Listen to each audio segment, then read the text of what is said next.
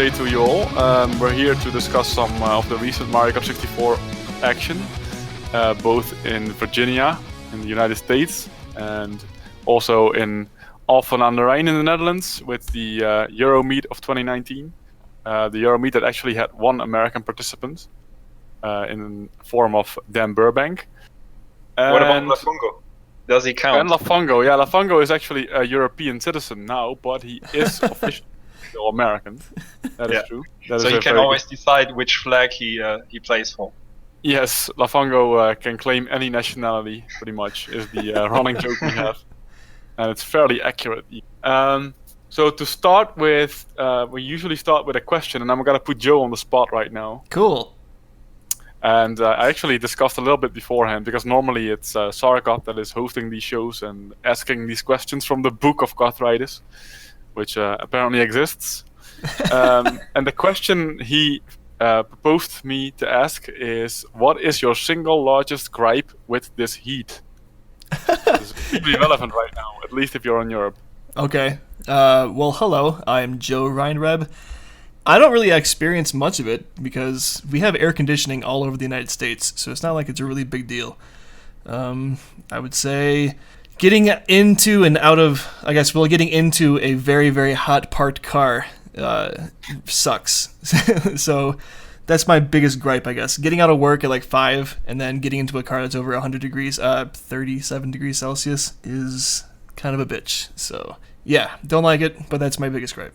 I think that's a very, very fair answer, actually. You're up next, Matthias.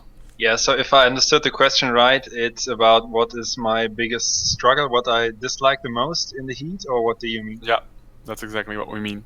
Yeah, I just came from a festival, like with roller coasters and so on. I don't know how you call that in English. Theme park? Theme park, but really small.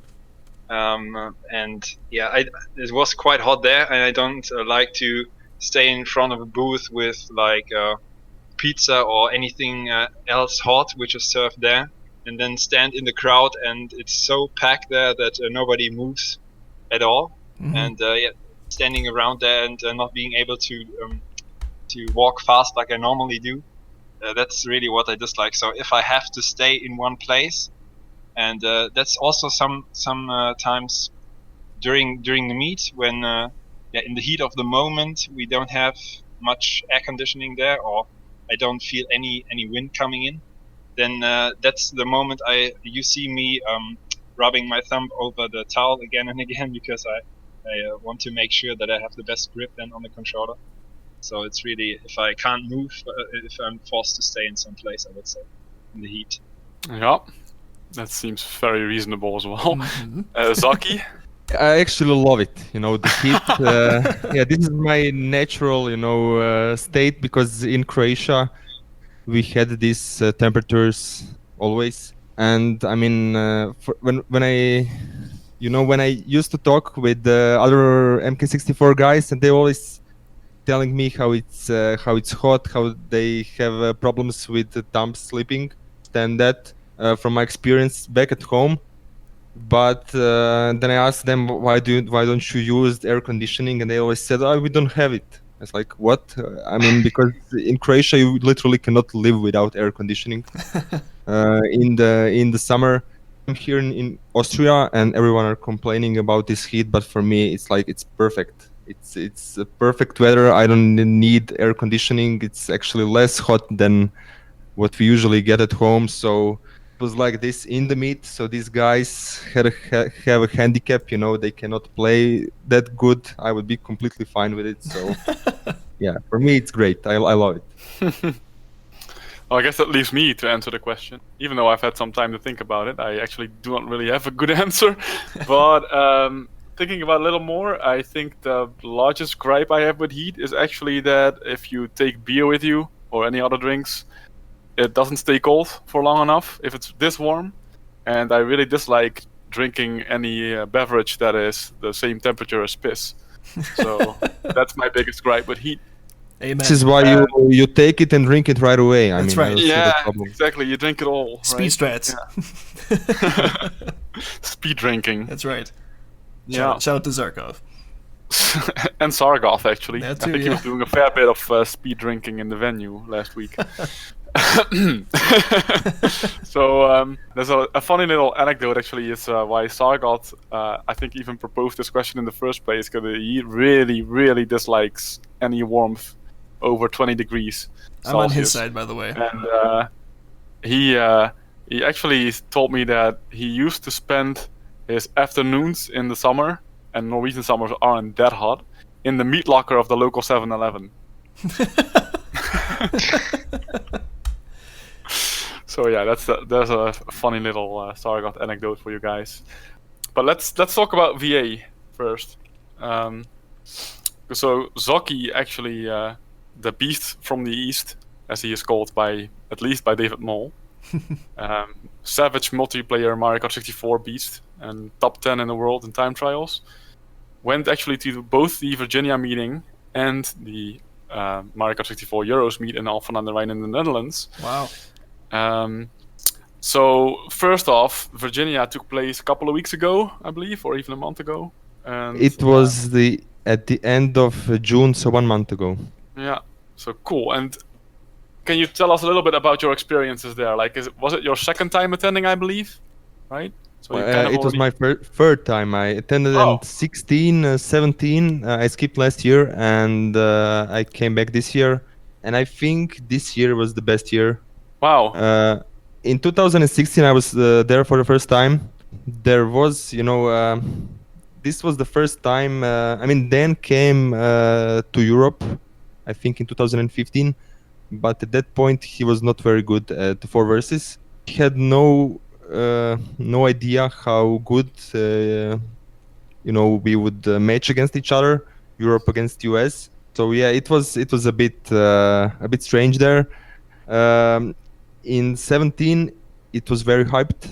It was definitely the strongest tournament, so it was a bit serious. You could have seen some of the old school guys. Like I remember Cooper Lovera. He didn't feel like he didn't look like he enjoyed it very much, and it was it was great. It was fun.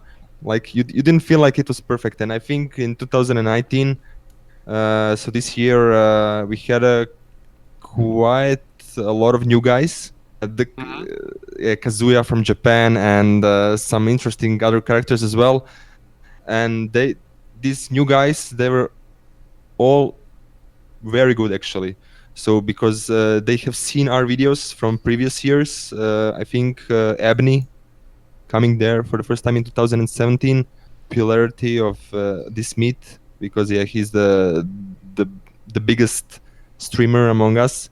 Yeah, easily. And so a lot of people have seen it there and come in blind, so they seen us play, and they came prepared. So it was good to see those new guys being at a pretty high level and improving with our help, right?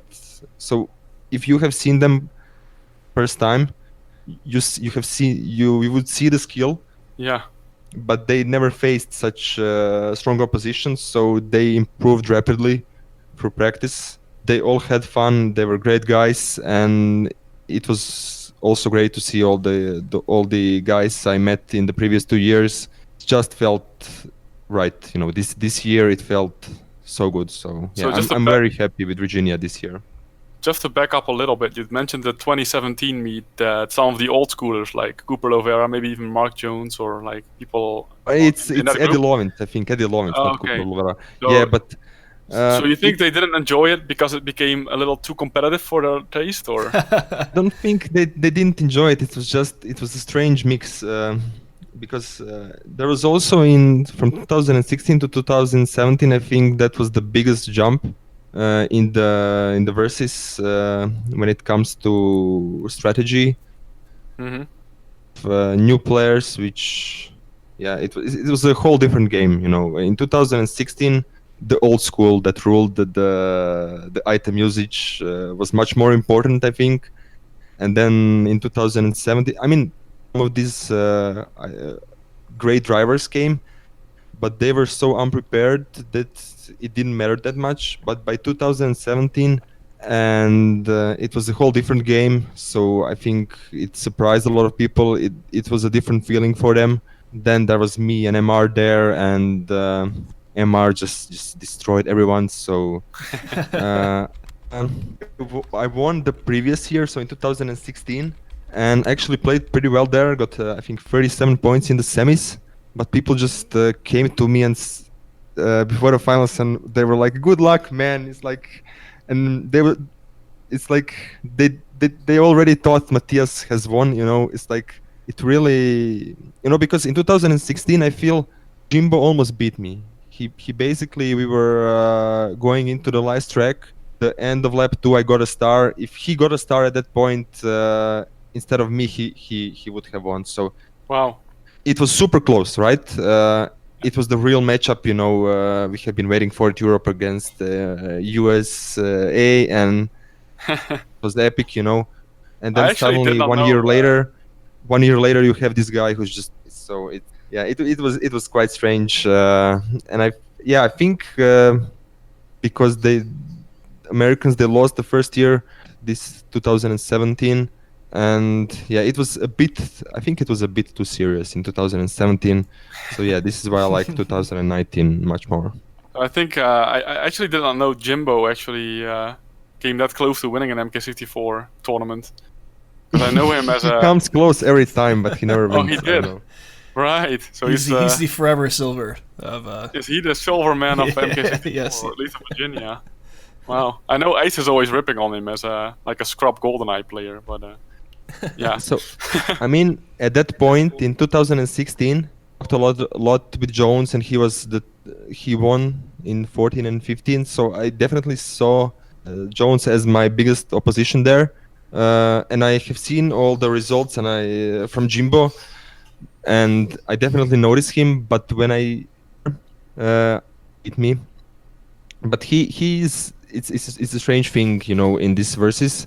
There are some guys who step up in the semis and in the finals. Is that do great in the practice and the easy rounds, but they completely do it the other way around in the finals or the semis. So Jimbo, he's definitely one of the guys who, I mean, everyone calls him a choker on everything, but he actually steps up in the key moments. It's just, I mean, against me, I can say he was unlucky. And at that point, in 2016, after the tournament was finished, that I looked at Matthias, Jimbo, and Jones as my top 3 competitors at the moment, at that time. So yeah, he was definitely at the very top at that point. So just to get back to 2019, you mentioned that there was a lot of new blood. So you also mentioned that maybe that was because of Ebony's stream. So are actually Ebony fanboys now the new generation stepping in and actually becoming good at MK64? I mean, I hope so. I hope we will get some more people, because there were some additional people interested this year, but they couldn't come. They canceled in the last moment. So I mean, you know how it is and people don't show up. But I think since I have been following the VA, this year was unique in that part, because a lot of new people came through this through Ebony streams, and best thing that could have happened to this kind of meet. Absolutely, like new blood is always a good thing, especially if they are showing a lot of skill and interest in the game. I'm just wondering, because I only started watching the stream a little bit late in the tournament, like semifinals onwards, and I don't think any of them made it that far, or maybe I'm wrong, but... none of new players made it. I think Andy and Kazuya, they were the best, but they only managed to finish around 13, 14th place in the round of 16. Yeah. I mean, as I told you, they have a lot of skill, but it's hard. It's very hard to, because I mean, we have been doing this for years. And I mean, me personally, I have been doing this since I was a kid. I was very lucky in that area, because I played with my friends or 8 of us. We played it for over 10 years. And yeah, this is why I think when I came to the 2030 Euro, it was just so easy against everyone. But through the years, it's super hard to do great in the first year. These guys, they are usually the best at it, so they never faced anyone who can challenge them. You have a bunch of guys who just give you a lot of trouble, so it's not easy Absolutely to handle not. that. Yeah. Yeah. But think- like if we also had a couple of new guys at the Euros, like Arons and Christoph and even me. Yeah. And how would they hold up against that crowd? Like, would they have qualified for the top 8? You think, for in match race, for example, or Top 8. So I think Arends, he surprised me in the semis. yeah, he did surprise me as well, actually. Yeah. So he was very close to Dan. I think Dan took it a bit too lightly, but Arends did a great job. And I mean, again, his inexperience. But didn't show that much, though, in my opinion. Like, But it happened at the end, at the very end. So yes, I think in the end of the third cup in Shebertland and Bowser Castle, only at that point he lost the contact. Right. I consider Dan a top 5 versus player in the world, and run for his money in the semifinals. It's definitely a great showing from Arends. And then there was Christoph, who was getting atrociously unlucky, I feel, watching Exactly. that. So Exactly. he was also doing well. They did great. I mean, you as well, going into the semifinals. I think definitely this year wasn't easy to get into the semis. Even Mol, who's usually last year, and he played around against Matthias this year, and he didn't do that bad actually. So I consider him to be pretty good. So him not making the semis, it shows that the new guys did pretty well. Yeah. At this point, I would like to put a small disclaimer that even though I did qualify ahead of Mol, that was mostly also because he had a very, very terrible draw in the group stage. It's true. I think we definitely have to look at this because we had a pretty small meets in the last 2 years, so we didn't of attention to that. So we definitely, I think we need to do this next year. Yeah, so I don't want to take anything away from my own qualification. Like, I was up there with Christoph and Arends fighting for the points, but I don't think I should have been ahead of Mol. I would rate him, because of experience mostly, a little bit higher than those guys still. He would normally be like 6th or something, I think, but or 5th even. Yeah, true. But I mean, it was close enough. It was. Yeah, true. Sure.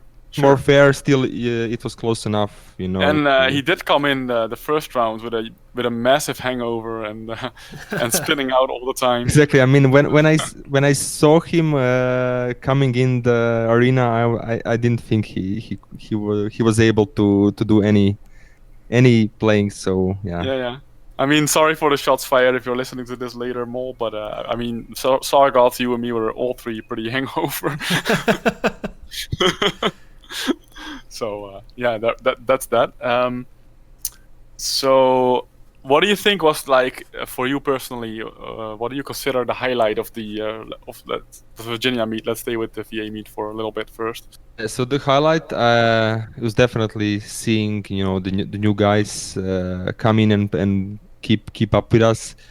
I really enjoyed it, and there was as far as the tournament for me, I think the semifinals, which I played against Ebony, Frankie, and Stinson. That was definitely one of the best matches I have ever played. Dude, that was a great match. Was it the semifinal? Yeah, it was the semifinal. Yeah. And I think the reason why that happened is I actually think the format in Virginia, it was good, maybe good before. We need to change it. There was some discussion here in such a way that you have to win a match to go into the finals. This is good for several reasons. So, for example, now what you do is you collect points in the planes and the round of 16 finals, and that's completely fine. But in the semifinals, you can just aim for second place. I think what happened in the other semifinal, it was Dan Burbank, Kyle, Trent, and Jones. Kyle had a rough start, also with Trent, and Dan was he went a bit in front, and what he did, he aimed Kyle. You know, if you are first and top two go through, you just aim at the person in third, right? Yeah, you do. So yeah, he gave Kyle a pretty rough time, and that allowed Jones, you know, just to play a bit safe. And then you end up with a match which is not that interesting. And then a person who's actually in third gets targeted the most. And then when you come from this mentality, you know, you're just collecting points, and then you come into the final, and then suddenly you have to win. You're not up to it because you didn't play like this for the entire tournament. Yeah. But actually happened in our semifinals with me, Frankie Stinson, and Ebony. I was targeting Ebony full time because I literally I played for first place. Yeah, that's the this right is attitude. yeah, exactly. I mean, this is how I used to play with my friends. It was just right. So who gets most points, he wins. Nothing else matters. And I think through that I learned how to target people and how to play when being targeted. Yeah, very So important I think also. that helps me a lot. That helped me a lot this year, especially. And in that semis, Ebony actually targeted me because I mean I was kind of tied with Frankie, or maybe in second, saw an opportunity to get rid of me, probably in the semifinals, and that almost cost him the place in the final because just 1 point in front of Frankie in going into the last track. So it was very close between three of us. So actually, Ebony in the beginning, but since I didn't let go of him, and Frankie, he didn't actually target me that much. He is better with items, but his main thing, he just wants to win. You know, he just drives and he just wants to win. So that played in my favor as well, and allowed me to target Ebony. And I think that's the reason why our semi-final was so amazing and so close. If Yeah, you so what I remember from I discussed this semifinal with David Mole a little bit, and he mentioned that he didn't think you were fully focused yet in the semifinal because you weren't leaning forward enough, and he said you were only starting to take things really seriously during the final. But from what I'm hearing here, that is not actually true. You were already. I mean, I tried to be more relaxed. So that was my decision before the semis. I tried to be more relaxed. So because I remember in 2017 in the finals I was actually pretty nervous, and I think that cost me, you know, the opportunity to win it. So I decided, you know, I will not let that happen again. And I was maybe a bit too much relaxed, but that doesn't mean that I sent. It was just you know, my body language and my mind setup. But I played fully, and this match was very important for me because I didn't play Ebony since the 2017 final. That was his first tournament, and he was not on the level of 2019 at that point. So, I mean, even I talked with Jones before the meet. Mm-hmm. The top three players from the plains. So the top two players from the plains would face against Kyle and JT, and the person who would end up in third place in plains would face Ebony. Right. Kind of what everyone wanted to avoid. We kind of figured that the top three places in the plains will be between me, Jones, and Burbank. We expected that. Jones and Burbank, they actually do rounds when there is so many pressure. Burbank just drives like crazy. Jones is also very good in this situation. So, and then Jones told me, it's like, try hard because you don't want to play against Ebony. And I told him I really want to play against Ebony. Right. He's the last year champion. He was the champion in 2018. Yeah. And I really don't like going into the final against a person who I didn't against for a long time.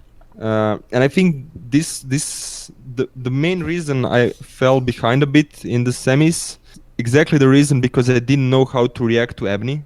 Second half, I adjusted my gameplay and was able to get to him. I just didn't want that to happen in the finals. I just wanted the match before the finals to see how he drives, what is his strategy, and once again him. Yeah, get the right mind game going, get the right item placements and stuff. Yeah, exactly. A little scouting. Yeah. And, I mean, Ebony, I think he's really really talented because I as I was saying earlier, coming into this kind of tournament for the first time, high ranked players, it's extremely hard, and he made it all the way to the finals. So I think he's great, very talented, but just how do you say it? A flaw again in comparison with me is I don't think he's used to being targeted at all. So it's not his fault. He just don't have enough experience. Talk about a player who's used to being targeted. I think Matthias actually entered our conversation just now. Yes, can you hear me, guys? Can you hear you fine? Hey. Good evening. Hello, everyone. Yeah. So let's talk about the Euros that just happened last week. And we have the winner, Matthias Rustenmeier here. And we have Zoki here, who almost managed to win the 4-player versus. Like, it was the closest final I have seen in MK64 4-player. And perhaps you have also Yeah, the closest. me too. Yeah? It's close to Virginia 17, but for me, this was so surprising to get it in the end. So yeah, definitely among the top. So I guess maybe we should just start right away with that final. I mean, we can't avoid the subject anyway, so let's go. One word about the weather. I think we were really lucky to have mild temperatures there, because this week here in my place in Germany and also in the Netherlands, it's Zoki weather. It's quite hot there. Very true, very true. Yeah, we dodged that. Yeah, and I should start. Sure. Yeah, I think in the group stage I didn't risk that much, and I played quite relaxed. So the seeding wasn't that important. I was confident about making it to the top 8, and then from the semifinals on I played seriously. And in the finals, which was consisted of the top 4, like you could maybe expect, but you never know. I mean, in Virginia, some people like Dan Burbank, they didn't always reach the final. So we had the top 4 there, and the start for me was quite rough. In Mushroom Cup, you usually need some luck to get most points there, and I didn't have that. But you can't always expect to have that luck there.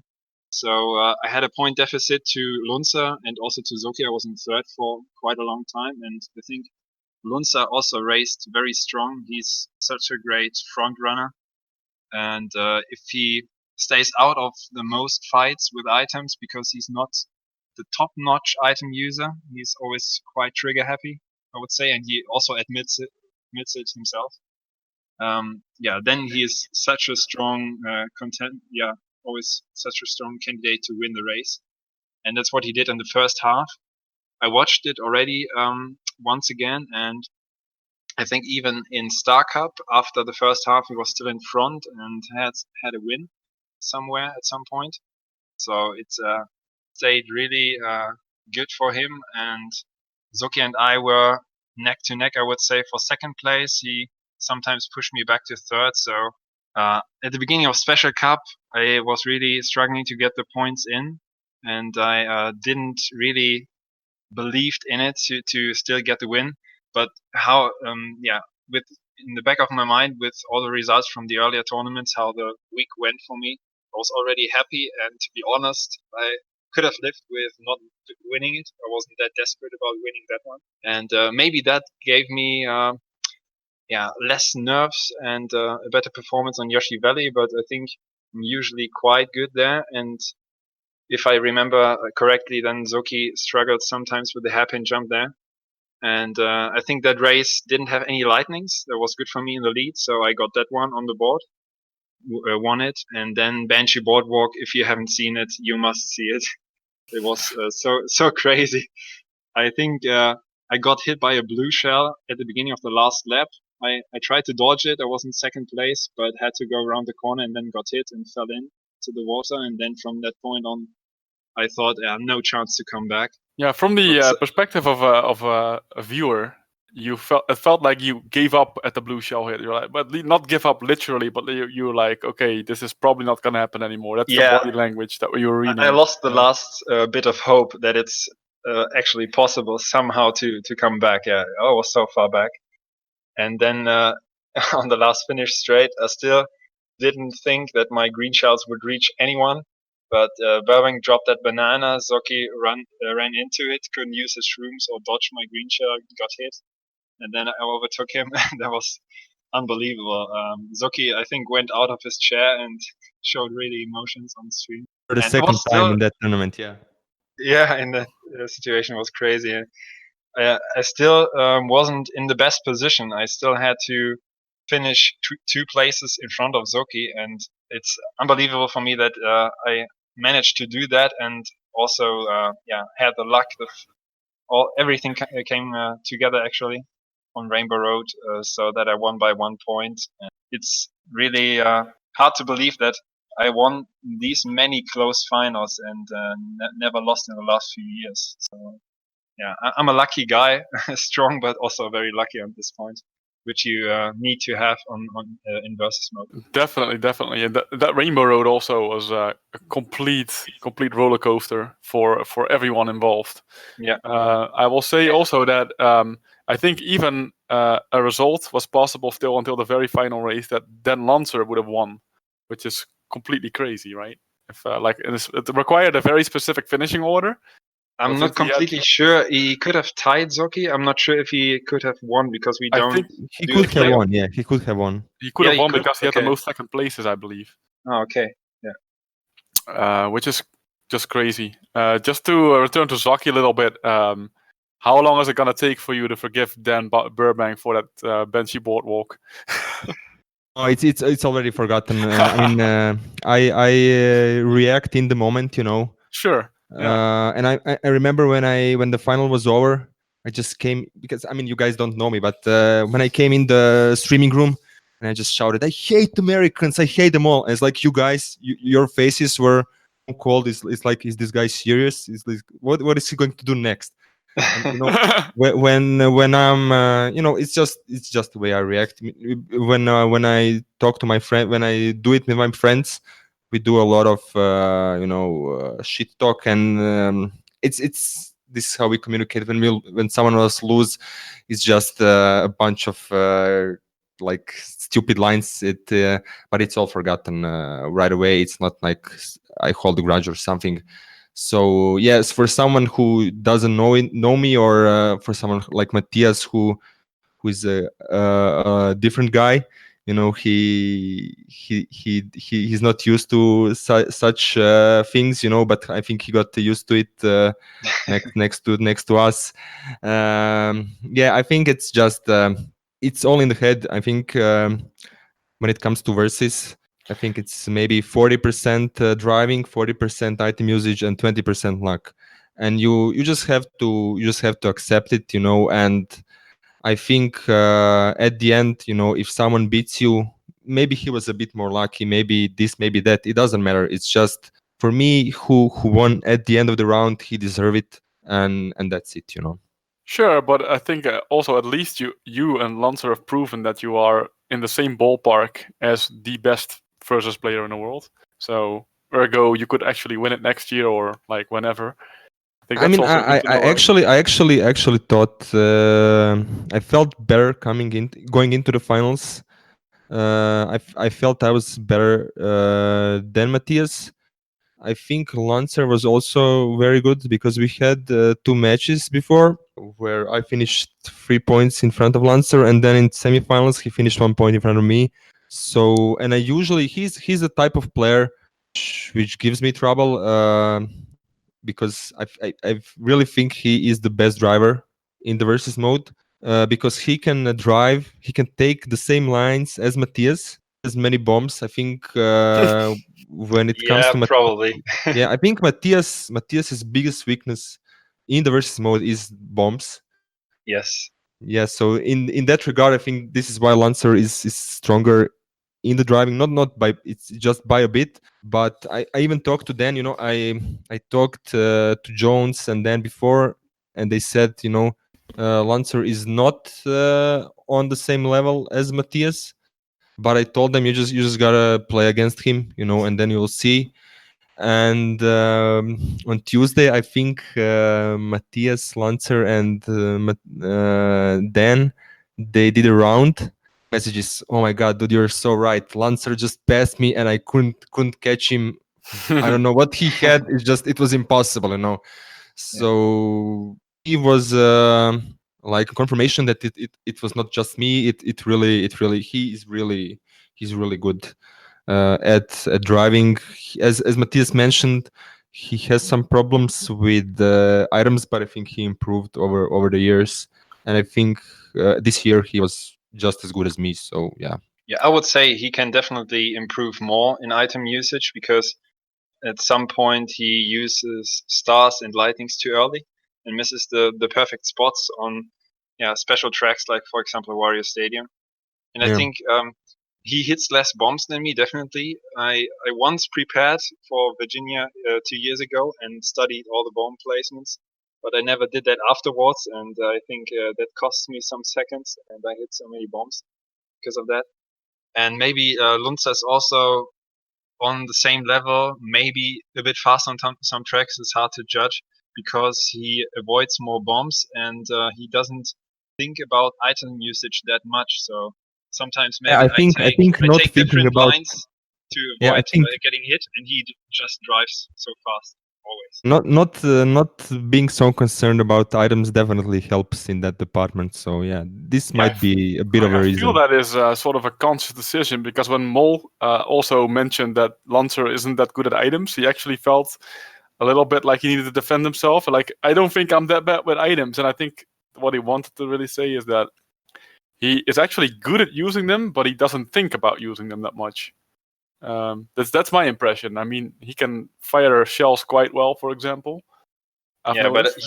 he should switch controllers to fire them backwards. Yeah. If it's only for versus, but he feels so comfortable using that one controller which can't steer down. It seems so he has to shoot them forwards. He does it really well, but he lacks one option. True. That's definitely a minus for him that you cannot fire greens backwards. That's huge. I would like to say one word about the cup order for versus. I really like going from Luigi Raceway, the traditional order, to Rainbow Road. If it's close, I think Rainbow Road is not boring. It's even longer, and in my opinion, it's better to have the final race, which decides the championship on such a long track, because the lead can change very much. And Mario Raceway, requires skill, but it's very short and I think more depending on the final lap items. So I really like to keep this order if possible. I very much agree with that. Like the lead changes on Rainbow Road are almost constant, and on Mario Raceway, it's quite often that there's one runner that goes away, or it's too short. Perhaps I think it really worked out that Rainbow Road was the final this year, at least. Yeah, I like it this way. Same.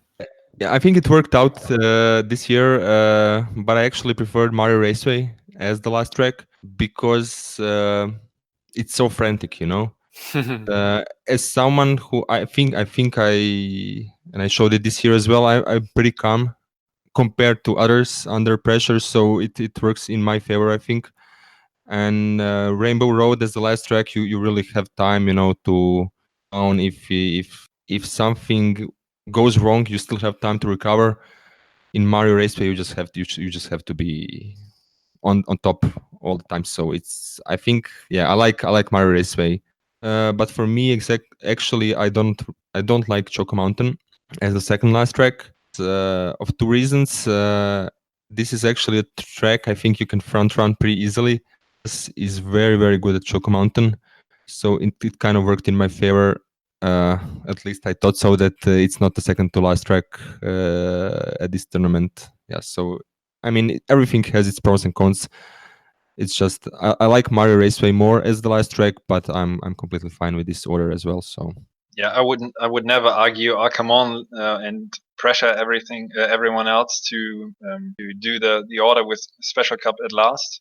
If the majority likes to change, I'm fine with it. But there was one match where I think it was the first match we asked. We still weren't sure, and then Matthias said, "Okay, we have to do the." We discussed it, and he said we have to do the normal order. He didn't he was not happy and just said let's just do 4 Warriors because well we actually decided to do 4 Warriors, and we joked like it's in honor to Kyle.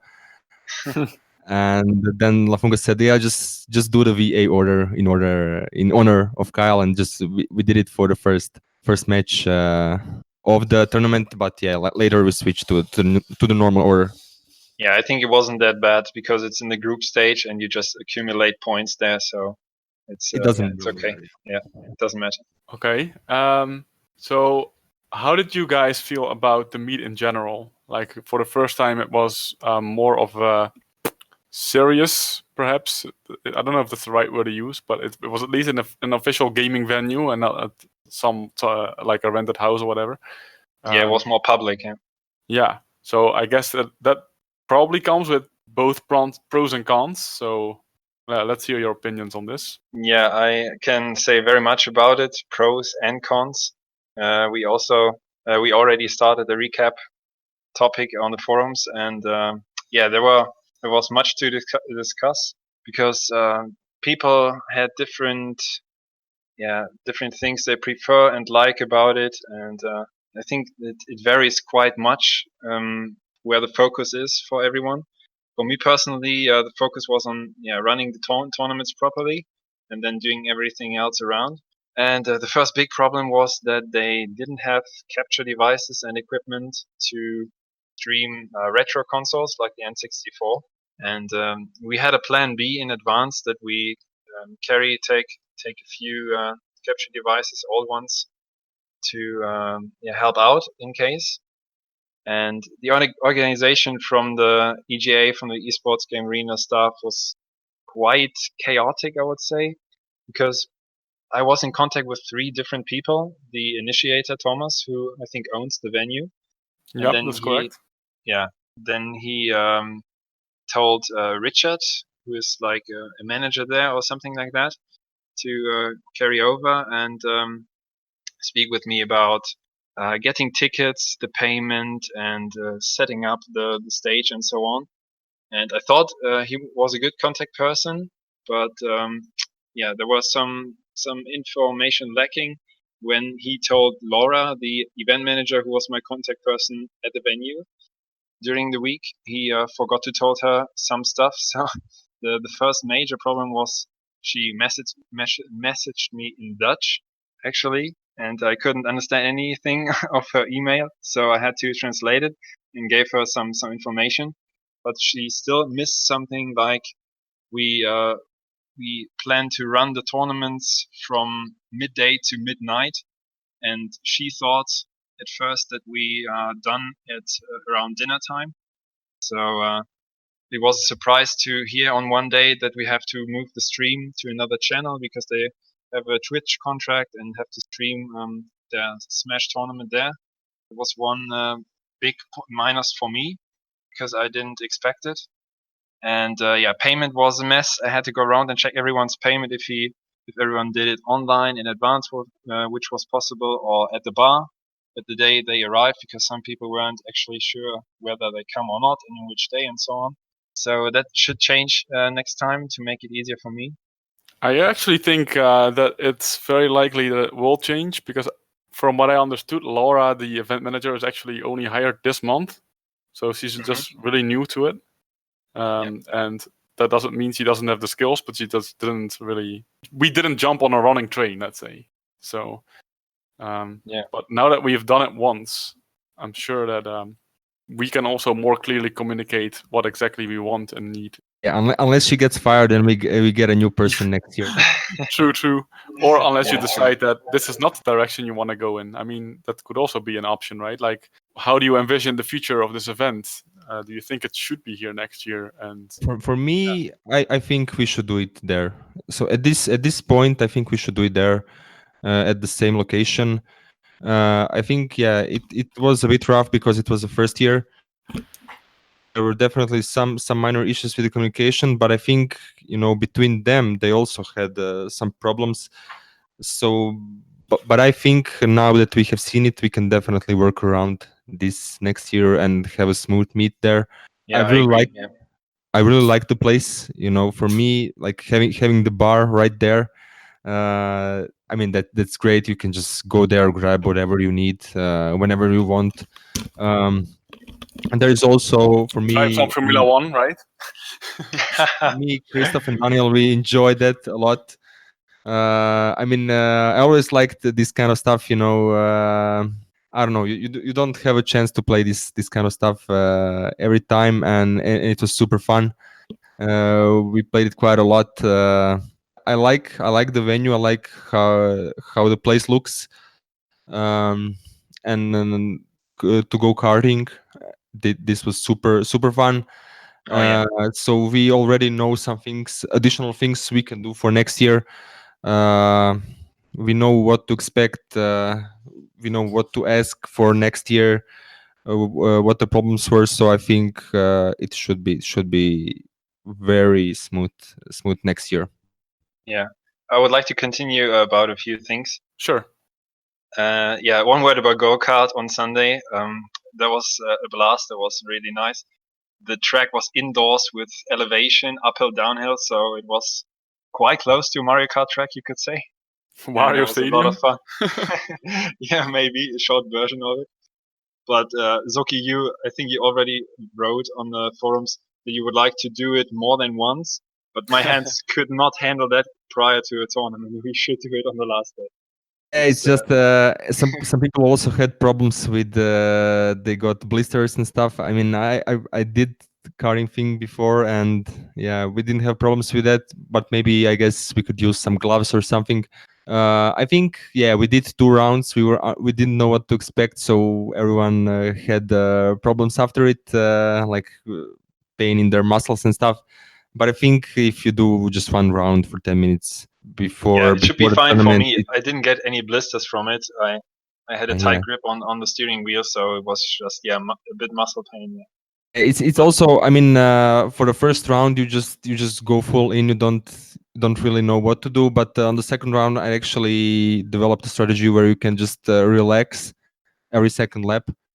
So, for example, when I saw Burbank in front of me, I just knew I couldn't do the fast lap, so just driving slowly and pass him at the end. So just go for the fast lap then. So basically, you just do every second lap. It's good enough. You don't get so tired, and it's still fun. So Yeah. there we didn't know what to expect. So I think this is why these minor injuries happen. But I think it's fine for the next year. If you do it prior to the meet, if you feel like maybe it's a bit too much, you just do 1 round. You shouldn't have any problems. So just for those of us that weren't there at the go-karts, did Matthias also win that? Or was it someone else in the end? Lancer, he stopped him. It was super close. It was super close between me, Matthias, and Lancer. Yes. And we Sounds beat. like the versus final, man. But just the order was a bit different, and so I think we beat every daily records. I remember we watched some people before us, and they had like 28, 29 seconds, and we just went into the 25, 26 seconds. So, and I think the course record was something into 24s. Yeah, mid 24. So me and Dan, me and Burbank, we already discussed that. Yeah, next year we're going. Just give us 3 sessions, and we're gonna beat these records. I remember the results quite well because I checked the option to have it sent to my email later. So I won the first 10 minutes, but then on the second 10 minutes, Zoki was always close behind. On the second 2 minutes, Lunza beat my fastest lap on his very last lap, his very last attempt. So he clutched it out. I also had a flying last lap. It was going great, and then there is at the course a turn where you go down and then you go in a high speed corner. Really, what you do there, you just let go of the A button a bit, The A button. and but I just went full in. I got a spin out, and then it was actually pretty scary because it's so Burbank. It's the I spun out in the middle of the corner, and you cannot see it. When you're coming. Mhm. Luckily, Dan was he braked pretty hard, but he still hit me on the side like hell, and then just a bunch of people just ran into us. So I mean, everyone were fine, but it was a scary experience, definitely. Talk I was about lucky to get out of it. Talk about a scary experience. I think the prospect of doing this next year and having VAJ on the track could be quite scary. He was on the track. If you know how he drives a For the car. first race, he was on the track, and Oh, he was. Yes, yeah, he exactly. was. And I Oh, was in the wow. I was in the first cart. So when you come in, they just place you in carts that were parked, and then one and turn behind me, and there was like VAJ just smiling, Oh my waving at god. me. I'm like, okay, I gotta just drive slow in the beginning, and he passed me immediately. Like, so when you start, the track staff, they give you everyone, so you don't start at the same time. So Yeah, they spread first you player apart. start, Yeah. and then after a few seconds, the second, and literally on the second corner, he already passed me. So. Yeah, I just took care of that, immediately. So yeah, I wonder if he was trying any shortcuts. based on his times, it didn't look like it. Yeah, I think lucky to had to pick him up somewhere, so he lost time. There was a mess up. There is one hard corner, so you go up and then you do a tight 180 and then you go down right away. And I think on the second and third lap there were like 3 people stuck there. You could pass, so it wasn't the full stop for everyone. Yeah.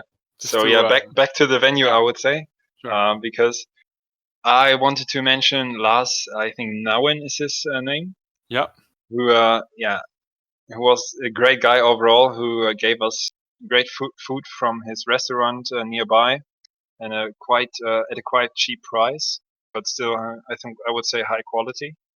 And when I messaged him in advance and had a conversation online, he was already quite friendly, and I got the sense he's still somehow connected or interested in our community and wanted to know who's still there, who has attended the meet from the guys of the late 90s or early 2000s, and which names do I still remember. And I told him a bit about it.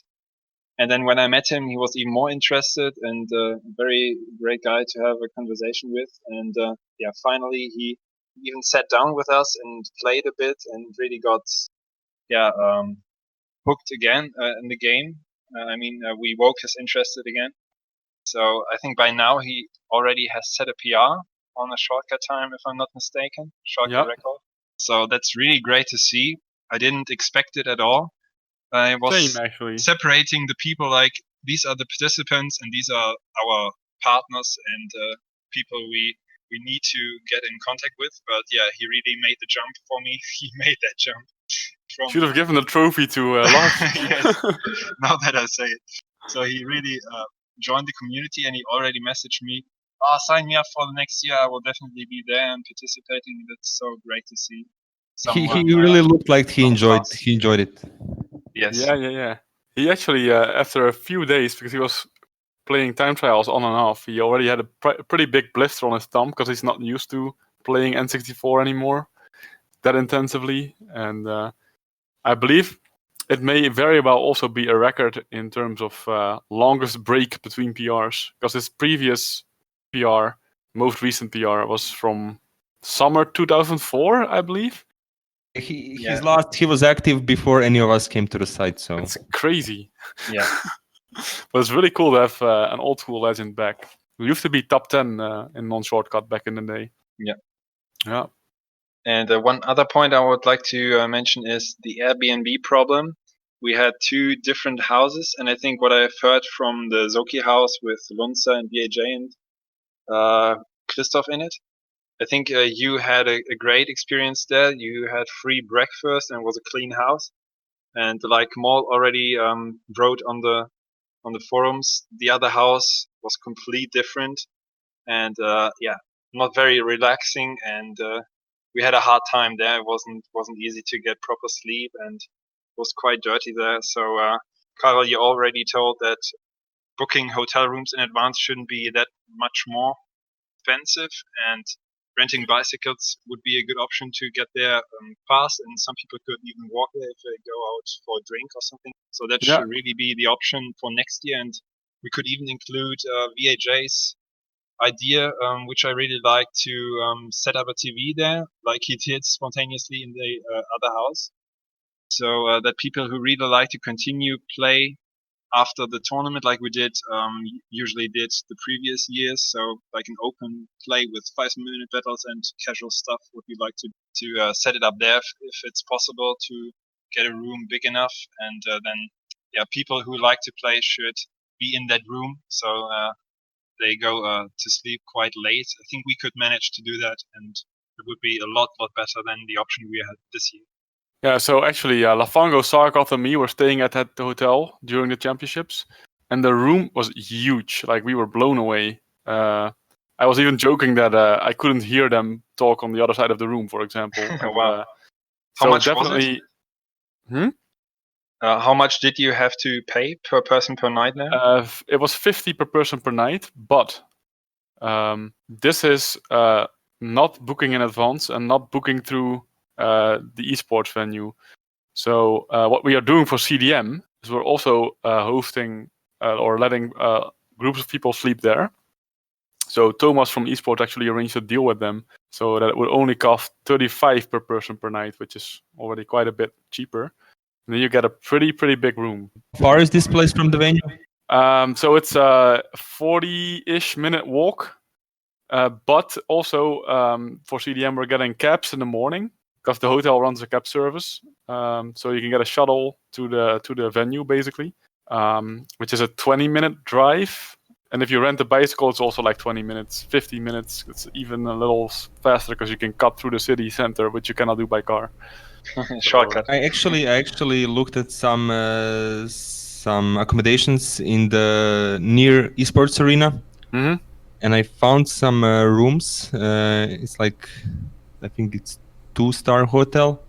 Right. So it's not anything special, but I think it could be enough. It's 2 nights are 75 euros, and I think it's like 3 minutes walk from the esports arena. Wow. Okay. I have never. You could link me afterwards, perhaps. I'll send take a you look, because but, yeah, I was. yeah. I mean, I looked before and I didn't see it. So yeah, this could definitely be the option.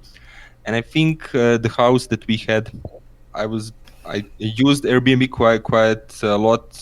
I think maybe in some kind of 20 Airbnb houses, and I never seen what you guys experienced. And usually you just look through the comments, and through the ratings were very good. And for our house, I mean, I think we got really lucky because, I mean, usually, people leave a clean place and everything, but we got a and free beer and free juice and free milk, so it was really good.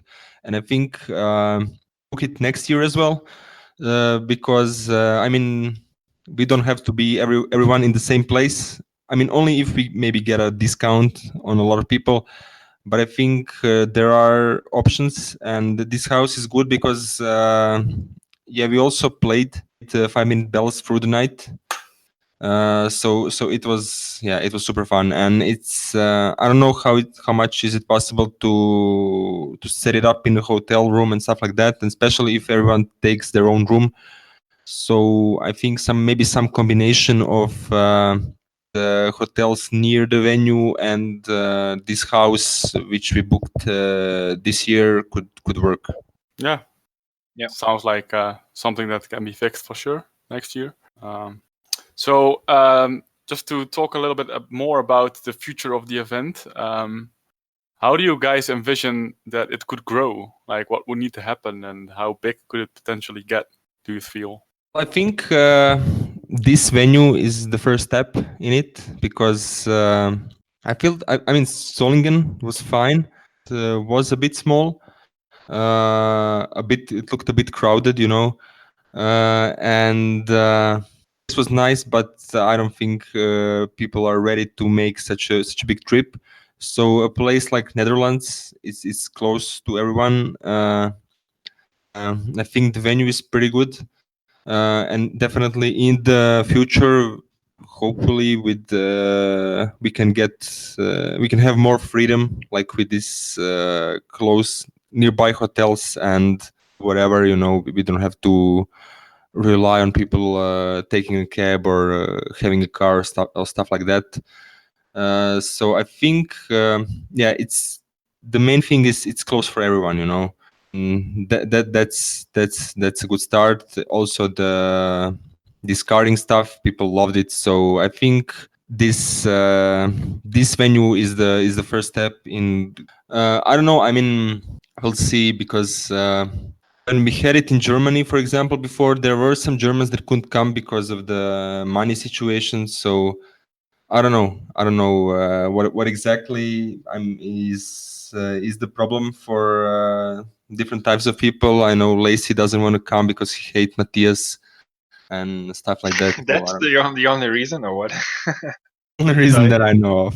I mean, I Did I asked him, understand you come right? on, Lacey, you gotta come. And he was just, I'm fed up with this guy. I don't want to be there. Yeah. That's lazy humor. That can't be the only reason. Just joking with you. Come on, man. Yeah. Yeah, I think as Zoki said, the venue is more open for everyone, so it's possible to get some spontaneous joiners or people who don't attend the full meet, which we already saw on GP day or versus day. Some guys canceled very late, so I hope they may come next year. Or some people like Chris and maybe also Darius will come back hopefully. And I think Gogoku, the Mario Kart 7 guy, is a good example of some overlap to other Mario Karts, newer ones. And KVD, of course, you and your housemates were the SMK overlap this year. And I hope you come again and maybe bring a few of the other people. Like Aaron surprised us. I don't know if he told anyone that he will come. No, he told me he would come, but I was really shocked that he was also going to participate. Yeah, that's what I meant, that he even participated. Yeah, and one guy we haven't mentioned yet is Goomba, the Double Dash #1, the champ. Yeah, I had a great time with him. Everyone did, to be honest. On and off commentary, very funny guy. In he delivered the hype with the commentary. I just watched it back like today, and it was he knew exactly to hype things up out of nowhere, and that was quite funny to hear. It was funny to hear Sargoth and Goomba discuss the colors of the balloons, purple or blue. I mean, what? Yeah. Yeah, very nice addition to the commentary, and a great guy in general. So, he said he would play next year, right? Yes, that's what I wanted to say. Sorry. No problem. He said he likes to participate, but he didn't want to do it on the run now because, I think that's the mindset of a champion. You don't want to get crushed there, so he wants to have some preparation before he enters. But hopefully he will participate next year. That would be awesome. That's quite a difference with Aaron, who just okay, I'll join and then get last on every track. Yeah, I'm just putting Aaron on blast because we always do that in the SMK community. And I think one good thing in Alpen is, for example, in comparison to Solingen, the secluded. You really don't have anything to do there. Nightlife, and I think Alpen has its advantages. Chris and Darius would love such thing, and I think mall also he likes it, and it's difficult because we are, I think we're pretty different group of people. Some people are not into that stuff, some people are in that stuff, and I think a place like Alpen is good for both groups. If you want to go out and have fun, you can do it. If you don't want to, you can just stay there. So Yeah, I think that's I think ideal to give we can people make the it work choice. in the future, definitely.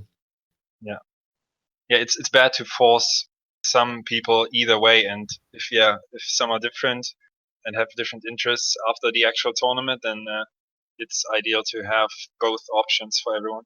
In Solingen, we definitely didn't have a place like if you want to go out somewhere.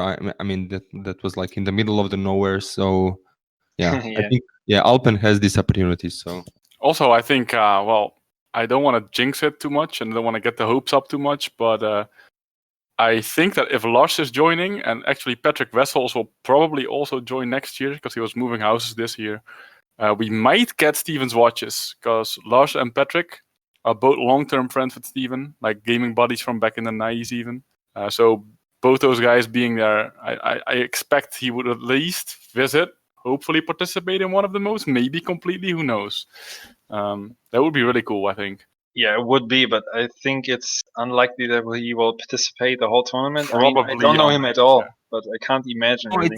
I mean, it's not only about participating. It's just good to have people, around there and just talking and having fun. It's Yeah, sure. Goomba and Lars, for example, it was so great to meet them, and it's the next step, and awesome to see them like to participate in the next year. But yeah, maybe we have to go step by step. But I don't know Steven enough to have a judge there. Well, he did show up to CDM last year, for example, for the last day. So he's not like averse to meeting old school carders and. Yeah, I had slight hopes on MJ, to be honest, because he attended CDM last year, but yeah, typical MJ in the end, unfortunately. Yeah, he had an excuse. I think it was valid, but still disappointing. I don't want to get hopes up, but I do think he will visit next year. So that's for. Yeah, speaking of getting hopes up, I won't promise anything, and I won't tell any names because I was told to keep it secret a bit. But I can't resist to mention that some Americans think about coming over, maybe not the next year, but the year after. And I would like to know, maybe Zoki, you have got any info on it? If VA is the last time next year, does it end and the Weathertons don't continue? I have no idea. Yeah. Okay. So I heard some rumors that maybe next year will be the last one for VA. I don't know. That would be sad, of course, even if it increases the chance to get more Americans over, because it has a long tradition there. But yeah, that's what I've heard. I got a visa only for next year, so I hope they do it next year. So you're gonna go to VA 2020? I'm definitely at this point. It looks like if it holds, I'll go to VA. Really cool. That's good to hear. We need I mean, for me, it's really not. It's not that expensive. You have. I mean, I live here, Austria, and it's Vienna and Munich are pretty close, and you have a 220 euros flight to New York. So it's really not that very expensive. cheap. Yeah. That's nothing. Cheap. Yeah. So I think I mean, I paid like 500 euros this year for both ways, and then $50 for being there. So it's, for me, the round trip is maybe around 700 euros, which is I don't consider it much. So it's really a great tournament. It's really a great venue. I think this is why the Americans have this meet for so long, and it's so successful because the venue is amazing.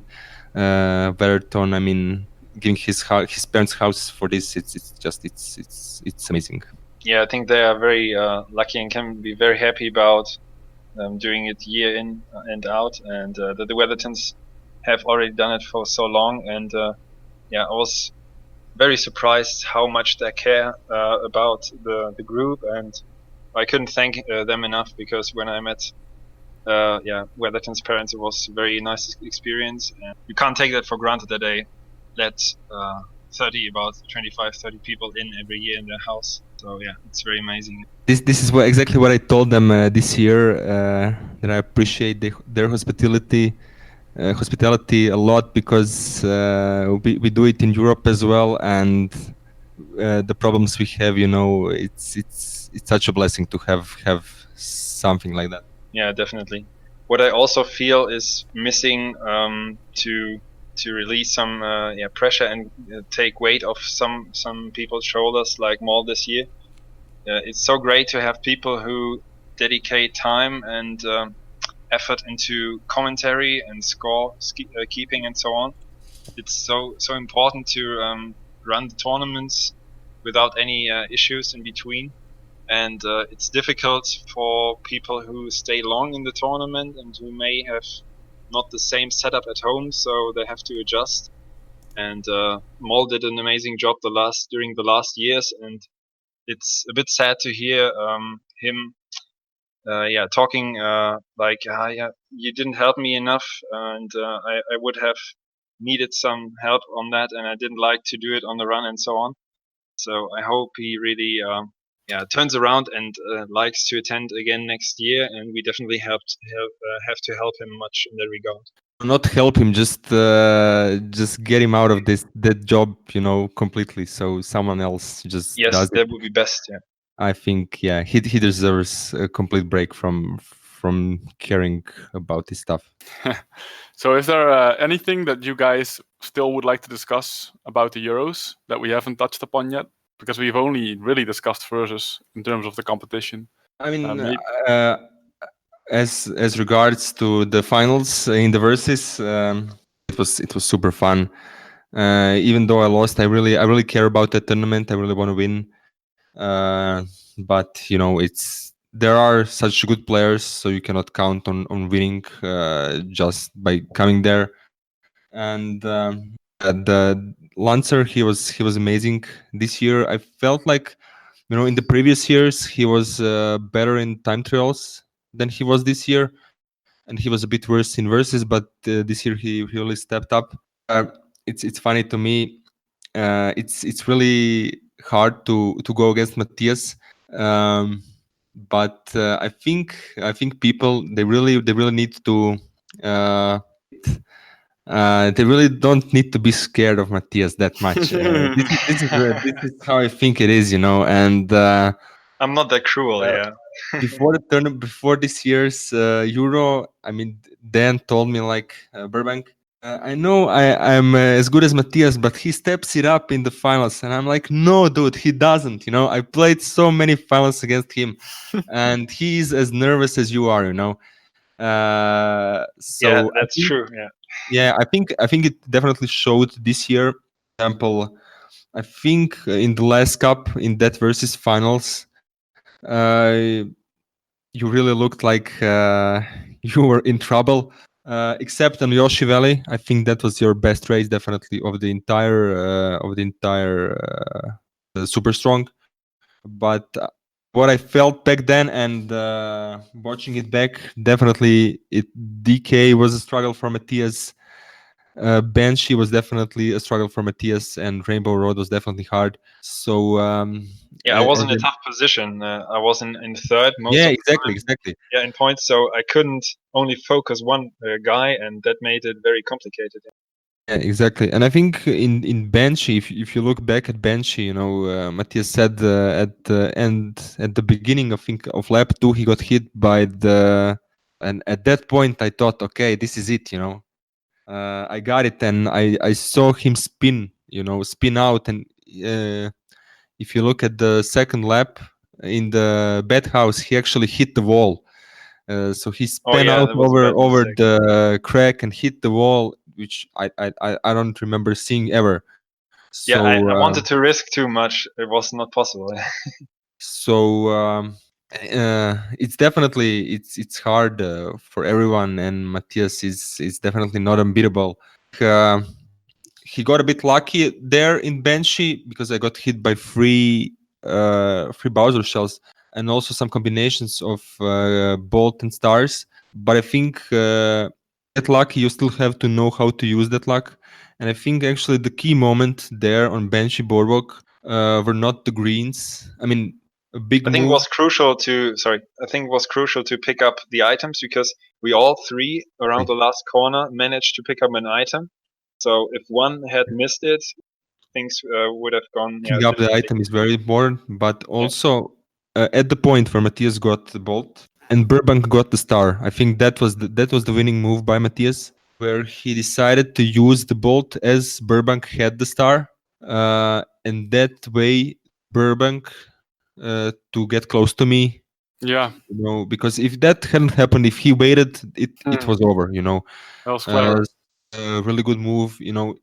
I mean, even with the, he got the bolt, but he still had to use it properly, and he did great. But I definitely don't think he's unbeatable, like some people think. And as I said earlier, if you have a certain perception qualities, so people are too scared of Matthias, it definitely will end up like that. So I think Lancer and we definitely showed this year that I guess we are equal, all three of us, and anyone could have won.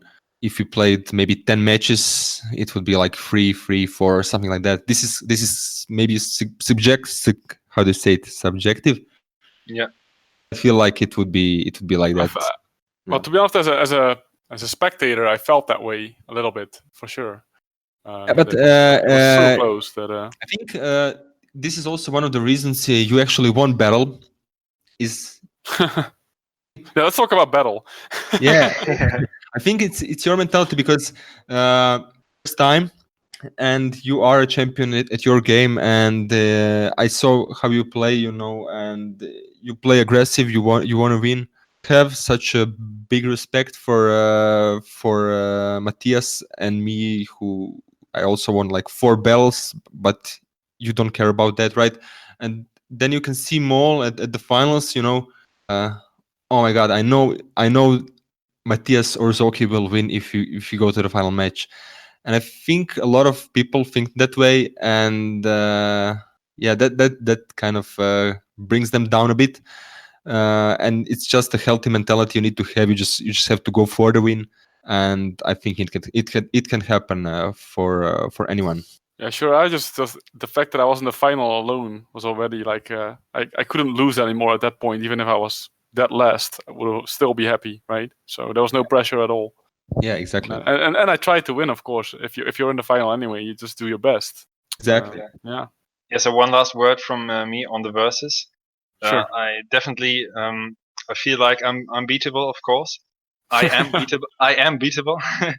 And if it keeps, if it stays this close and we keep our levels, Zoki, Lunza, me especially, and also Burbank, who's a bit behind, I would say, then definitely I won't win all these close finals in versus. That won't happen, of course.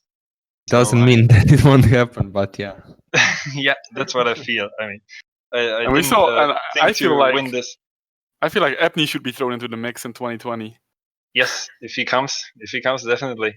And yeah, a few words about the other modes. I definitely feel stronger in time trials and especially GP non-shortcut. I think Zoki, phrased it well, that he said once, this is my strongest mode, because driving is much more smooth there, and items are less heavy on the leader of the race. So you only have 2 guys per race, and I feel this is the strongest multiplayer mode for me, with non-shortcut especially.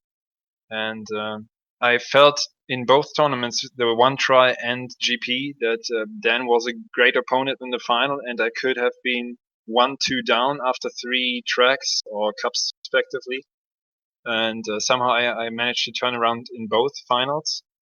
In the one tries, Dan fell in on Banshee Boardwalk. But that was heartbreaking. A bad mistake. Yeah, he would never do that in the group stage, so it was because of pressure.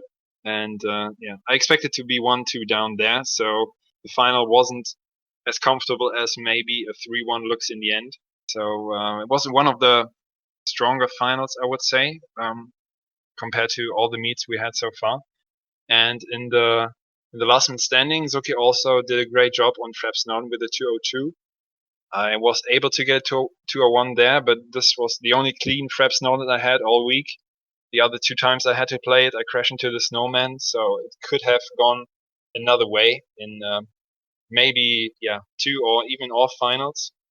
And it wasn't that one-sided as it looks maybe in the main results in the end, that I won everything except battle mode. So I think that's a good prospect for the next years. And yeah, KVD once again, congrats on battle mode. That was, I think, the biggest surprise in quite a long time, because Zoki had won 4 or 5 straight battle titles, and I had been on match point a couple of times and was on it again. So that you were the one of us 3 to get the 5th win was, I think, great for the stream, the commentators. The Sarkov commentators especially. certainly seem to enjoy it.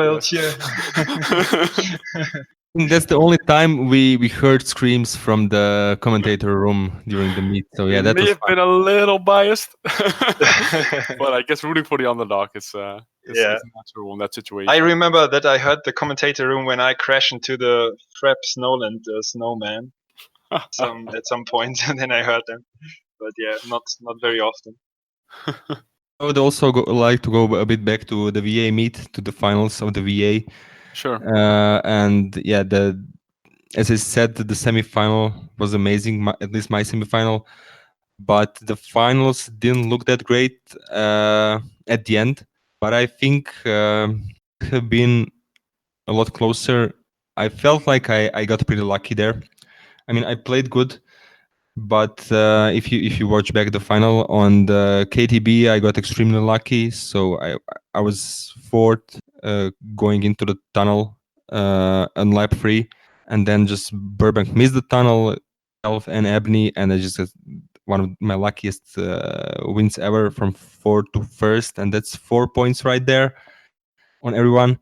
And also on Vario Stadium, the confusion between Dan and Jones. And at that point, I mean, they had a rough start. Dan only had like 4 points after 8 tracks to do some strategy there, thinking, what should I do? But, and this is what I'm talking about, playing for the win. You always, in Virginia, we don't have that format where you play for the win, except for the finals, and then people are not used to it. Back at that Vario Stadium, for example, I think both Dan and Jones, they should have like what I would have done in their place. In their place, I would have had a vision. For example, he makes it over the ramp on lap 3, I lose the finals, and that was basically it. So looking back at that race, they should have actually both targeted me, that I got 4th place, and that's another points. So that's 8 points on 2 tracks, and I beat Ebony by 10. So it would have been much closer, I feel. When was it decided, the final? On which track? I don't remember. Like 2 or 3 tracks before the end? No, this was early in Vario Stadium. Yeah, I mean, in terms of points, when was the final decided? 10 points was at the end, I won by 10 points, but I think I won 8 extra points on these 2 tracks pretty early. And the versus, it's a pretty special mode, because at that point, middle of the race, but at that point I felt, okay, I got this. These guys, Burbank and Jones, they made a big mistake here. They let me through. Ebony is burning and asking probably what the hell you guys are doing, and at that point it just went all one-sided. So, and I think there was a moment like this in Euro as well. I mean, that spin out from Dan in Bowser Castle. Oh yeah, I've seen it again. If you see my reaction there, that point, that was the first. I mean, I was confident in myself and everything, but at that point, I thought, oh my god, this is going sideways, because you have to rely on other people to some extent. Yeah, are some small things, which can kind of show you what the future will look like, and if For example, I remember Snowland. You got a double star in second place, and I was like, "Oh my god, no!" Okay, but that's one race, you think, okay, one race, it's fine. Then Roll Raceway, it happened. Okay, that's 2 races, it's fine. Just like when it happened on Bowser Castle, I was like, okay, I gotta give my best, because point, it's Jones usually says, that it kind of evens out at the end. But I think when people have a good round, it's not so much luck, but when you just have a good round, things are going your way, it's happening. And when you see the pattern, someone is just doing well, you just don't give him any free passes. And this is what happened, for example, in VA, in various stadium. These guys, I was already doing well, and they just give me a free pass. It's kind of over. So I mean, in the next versus tournaments, especially in the VA, I would like to see guys playing, for first place more. And I would like to see people believing in themselves, because for example, we had some previous years finals in versus where it was Matthias, me, and Lancer, and then a fourth player person like Darius. He came into the final expecting to lose, so it's Can't hard blame to him. yeah, it's hard to win from that position. So yeah. As Mol says, in that position, it's all about the double digits, baby. Yeah. I think So, Chris had a great year once with the attitude, no risk, no fun, and all in on every track, on every MT. And it worked out one year. I remember that I was stuck behind him on some tracks and finished And third in the end. German non-shortcut 4-player champion. Yeah, this is what. Chris He Weil became is second behind you, Zoki, in that year. So he didn't win it. He was But close. He was close. yeah, he had a chance, definitely. And he think couldn't repeat it next year, but I think he had a better mindset, or he didn't fear us more, or the same way that maybe Darius or someone else would do. Yeah, exactly. Yeah.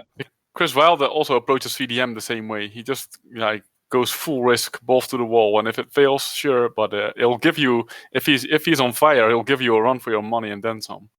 Yeah, I think it's the only way to compete with people who are normally a bit better. Exactly. Yeah. Yep. So I think we have to wrap it up pretty soon, because we've been recording already for 2 hours.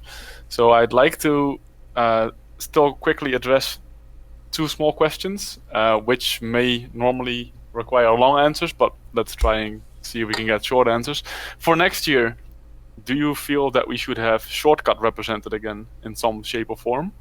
I mean, I would like to see 2-player GP shortcut tournament, and I also enjoy 4-player versus shortcut tournament. But I think with 4-player on shortcut, we don't need the shortcut one. Maybe just for fun.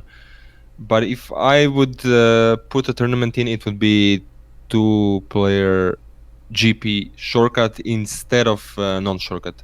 What about you, Matthias? Yeah, same. I was in the beginning. I was on the side of allowing shortcuts, and we were discussing it. Some people didn't like to participate then, so I even voted for non-shortcut in the end to give everyone a better time there.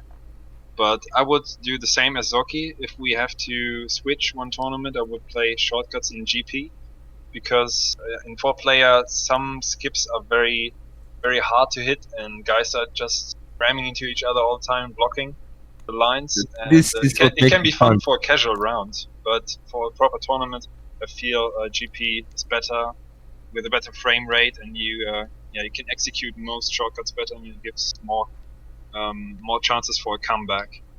But I would also like to propose on the forums to extend the meet by 1 day to give more space for more time for activities beside the tournament. Yeah. And then we could even think about adding one more, but we don't have to. We could just stay at this number of tournaments. And I know some people don't care much about battle, but now KVD that you won battle, we have to do it again. Definitely. To give you a chance for title defense. Yeah. I was thinking about not showing up anymore, just quit on the high note, but I won't do that. That would be Oh, yeah. a bit of a jackass move. Yes, yes. But okay, my final question will be actually, what are you guys going to play next, like in terms of time trial? What are your next targets? What can we look forward to? Zoki, you first. So I'm king of the jungle, so I'm just gonna be there. I actually started playing free lap and got some great attempts today. But yeah, consistency is my problem. So, but with time, I think I could get a good free lap. So my basic idea now is just secure my position in the jungle, and then after that, I mean, I have some old records, a lot of old records which I want to play. But for me, it's I held the world record since 2009. Had a strong record since 2009, and I want to keep it that way. And I see my biggest chance. So that's the one I'm gonna maybe overplay a bit. I overplayed it already, but I want to get the time with which I'm happy there, both on the lap and the free lap. We'll see. Not only the beast from the east, but also the king of the jungle. Exactly. Matthias? Yeah, my motivation is always to still have fun, and meets are a big part of it. But now that it is over, I like to keep a good gap between me and Dan, who is currently very strong and hits world records every day now. Mostly ties, so it doesn't hurt my average finish, but surely it increases his world record tally. And I don't really care if I'm sitting at 25, 24 or lower, but if my score drops below 20, I really have to play non-shortcut again and attack him, so that I secure number one. And a good friend of mine is always asking me to play more if my average finish drops, and if he sees other people getting world records. So I think when the temperature drops a bit and I have more time again and motivation again. For now, I haven't played at all after the meet, and I like to finish the highlight video. Just took some notes, and people give me footage and clips for the highlights, and I really enjoy doing that. I think it's great to cut down the 30 to 40 hours of footage down to I'll be giving you a list. yes, maybe to one and a half, if possible. It's not that easy, because I really enjoy watching it again. So that's it for non-shortcut. I don't aim for the 32 during next weeks, definitely. I don't know if I will come close again. If it happens, then I may get the motivation again, but for now it's quite low. Which track do you think you'll play first, or you don't know yet? Could be Toad's Turnpike, because I haven't touched that since, I don't know, quite a while. And it's one of my favorite tracks. It's quite basic, and you only need MT speed and good precision, so it's not like Donkey Kong's Jungle Parkway with all these obstacles. And VHJ actually... Sorry? You actually need skill. Yeah, that's why I feel it. VHJ, he sparked a bit shortcut interest in me with Mario Raceway we did in the last night. We tried to get the 3-lap there and hit some good splits. So I had one good run there, which went into lap 3. So maybe I will try a few more shortcut runs again. I also hit a PR thanks to VHJ's tutorial on DK shortcut lap. I think there was a PR I beat from 2009 or 10, really old. So that was really nice to get some lesson from the former shortcut champ of our hearts, of course. And Always. Yeah, always. I think maybe you could see some shortcuts from me in the next few weeks. MR's performance on that Mario Raceway free lap was pretty amazing because I played that free lap a lot as I wanted the world record back when Lacey had it because he took it from me, and for me it was very hard. But seeing Matthias improving so fast was really amazing. Yeah, and even he had VAJ as teacher, but I also had VAJ as teacher. It didn't help me, so it's definitely, I think Matthias has some room for improvement in the shortcut area if he decides to take it seriously. Maybe Matthias just speaks better VAJ than you do. Maybe, yeah. Surely he had more knowledge for DK shortcut lab, but Mario Raceway, it's only one minor detail maybe I was missing, and everything else apart from the shortcut jump is non-shortcut driving, and clearly Burbank and I are the strongest there. So I already have a good base to build my my run on. But in shortcuts, in non-shortcuts, one detail is important, but in shortcuts, one detail is literally everything. I mean, the reason I held Mario Raceway shortcut lab for so long is because people didn't know for a certain detail, and once they discovered it, it just went easily down.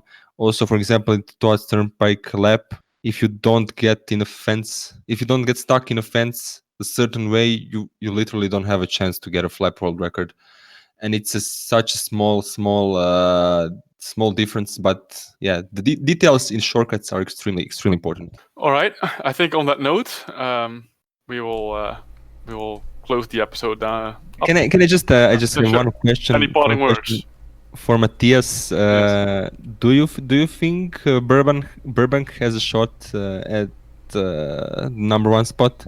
As hard as it sounds for most people, I think no. I still feel I appreciate the honesty. Yeah, I still feel confident about most tracks to defend there or to stay on the same level.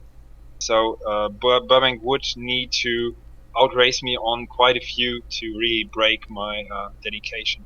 Yeah, I think if you have an average finish like yours, it's hard to disagree. So I think also that is a much spicier ending than the one we would have had if you didn't interrupt me, Zoki. So thank you for that. Let's see if Dan can prove us wrong, or Matthias wrong at least, in the coming months. And Matthias is certainly capable of keeping his crown if he wants to, I think. So it will be interesting to see how developments will go. Well, thank you for joining, guys, and I think it was really nice to experience MK64 competition firsthand for the first time. Thanks for your visit, Carl. Thank you for the invite. Yeah. So looking forward to 2020 already. Bye bye. Okay, bye bye. Peace, everybody.